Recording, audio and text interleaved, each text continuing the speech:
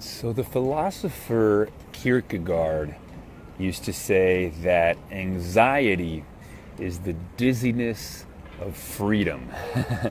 Tolstoy used to say that anxiety comes from our inability to find a way to bridge the finite, which is what we are, with the infinite, with the cosmos.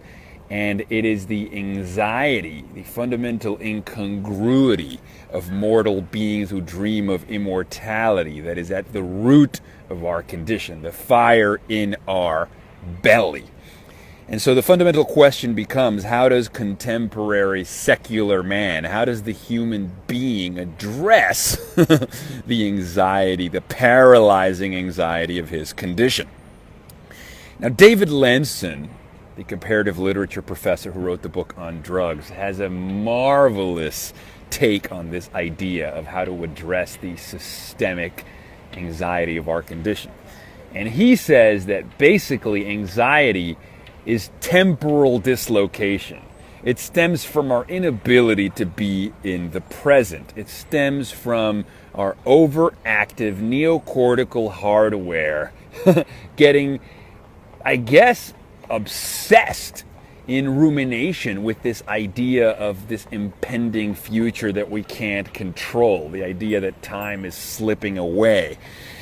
So what he says is really interesting. He basically says that people who are really anxious, aside from being highly sensitive, are people who have experienced trauma at a very young formative age, whether it's the divorce of your parents or some traumatic, terrifying experience that marked you for life, right? Because our cells are a technology for turning experience into biology. So if you've had a traumatic experience, it tends to echo in the back of your mind into your adult life. And so what he says that anxiety or panic is really when the past, in over-determining the present,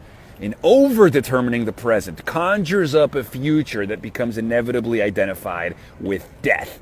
Prescience of mortality, an awareness of mortality, is a hallmark characteristic of any kind of panic condition. So he says what is ultimately an experience of temporal dislocation, again, the past over-determining the present, becoming identified, conjuring up a future identified with death, is really an inability to be in the here and now, which is why the hallmark of meditation, of breathing exercises, of mindfulness teach us to be in the present, to silence that monkey mind. Stephen Kotler and Jamie Wheal, when they talk about getting into flow, one of the hallmarks of flow is the silencing of our inner critic. It's a sense of selflessness, timelessness, effortlessness, and richness. So it really does, you come to realize, it really does seem that the solution to anxiety is activities that hurl us into the now.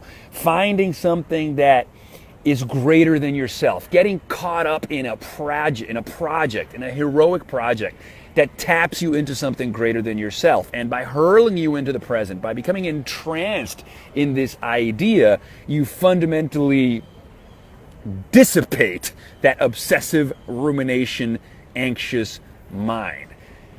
And, Lenson says, if you make peace with past, present, and future, you tap into instead what Richard Alpert calls the deep now, or the eternal now. And the past, present, and future collapse into a continuous field of time.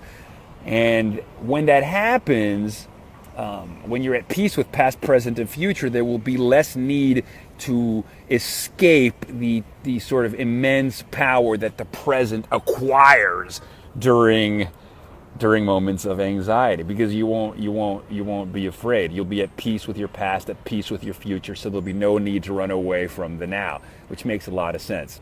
So anyway, things to keep in mind. Tap into flow. Remember that anxiety will dissipate. It's just a form of temporal dislocation. Everything is going to be all right. Nothing is actually wrong right now, except your brain is over-determining.